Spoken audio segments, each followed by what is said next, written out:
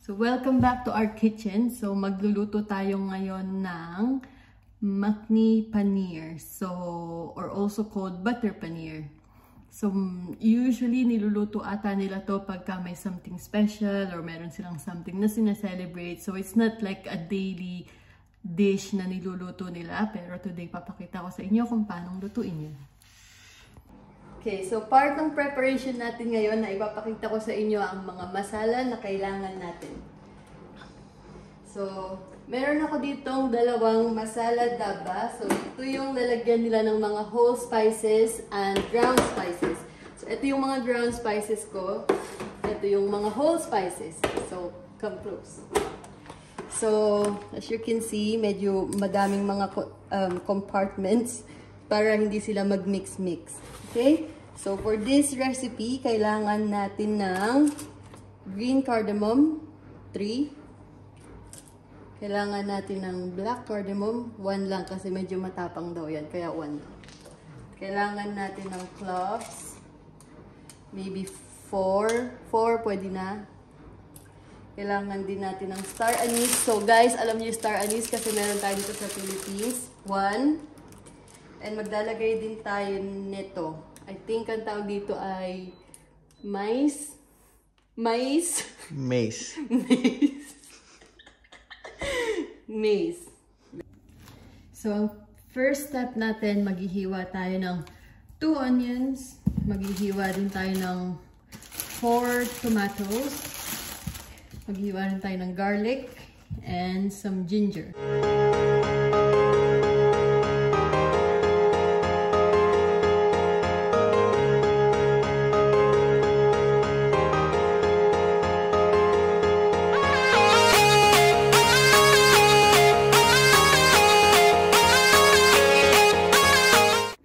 So, nahiwa na natin. So, eto na yung mga ingredients natin for now. So, hindi ko siya hiniwa ng finely kasi I'll tell you why later. Ito na yung oil natin. Lagyan natin ng cumin seeds.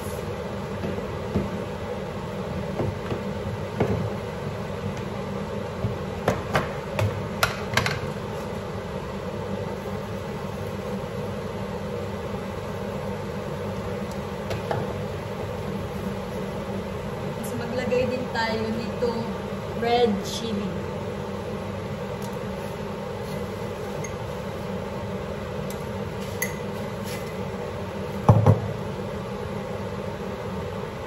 And then i-add natin yung mga masala na kinuha natin kanina.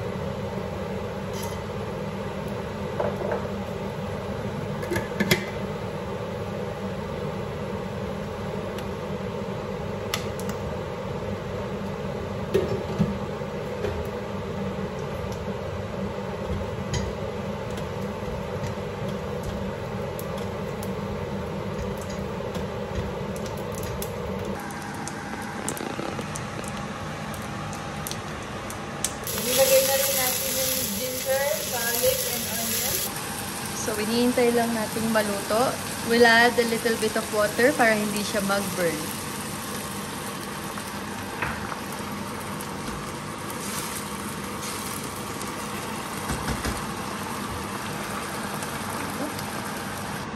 So, ngayon naluto na yung kamatis natin and yung onion. Kailangan na nating hintayin na mag-cool down and then we'll take out all the whole spices na nilagay natin. So, yung kanina na cardamom, yung cloves, and yung mace, at saka yung star anise. Then, I'll show you what's next.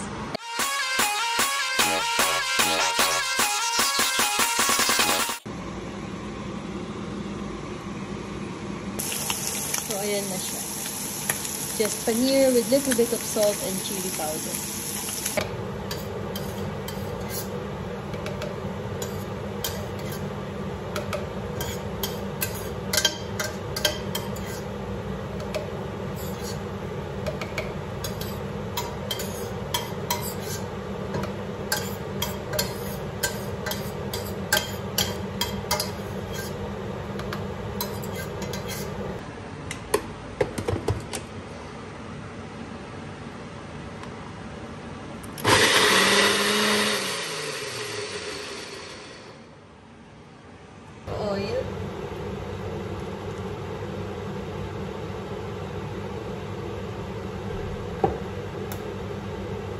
And then some butter.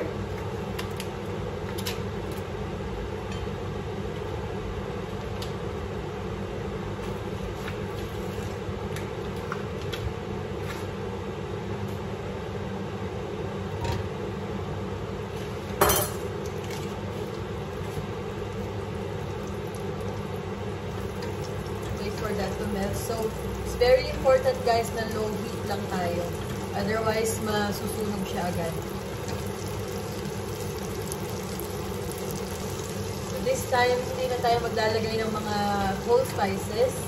Pero maglalagay ulit tayo ng konting ginger garlic. And nag-cut din ako ng small piece ng shallots or pink onion. Add na natin.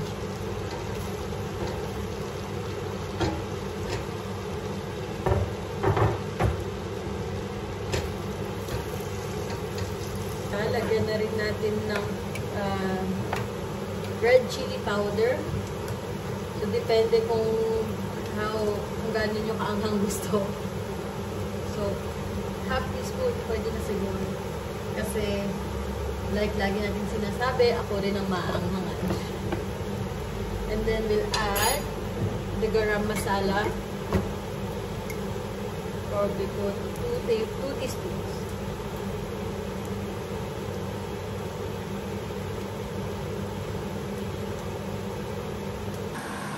Close up tayo. So, ayan na with masala. So, ayan, naluluto na siya pagkatapos nating ma-strain. So, hinihintay lang natin basically mag-separate yung oil and yung butter na nilagay natin dun sa paste. And then, we'll add a bit of water and then a little bit of cream to make it creamy.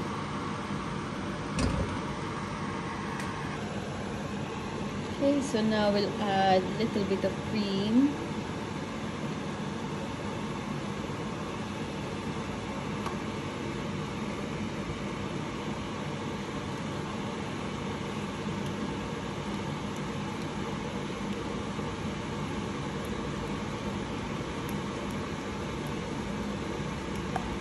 And then after this, you just add salt. Okay, so now I've added the paneer na pinirito natin kanina. And then I've added more butter. Kasi nga guys, butter paneer yan. So kailangan talagang generous tayo sa butter. And then adjust it with your salt, little bit of sugar to make it a bit sweet. And then garnish it with your usual coriander.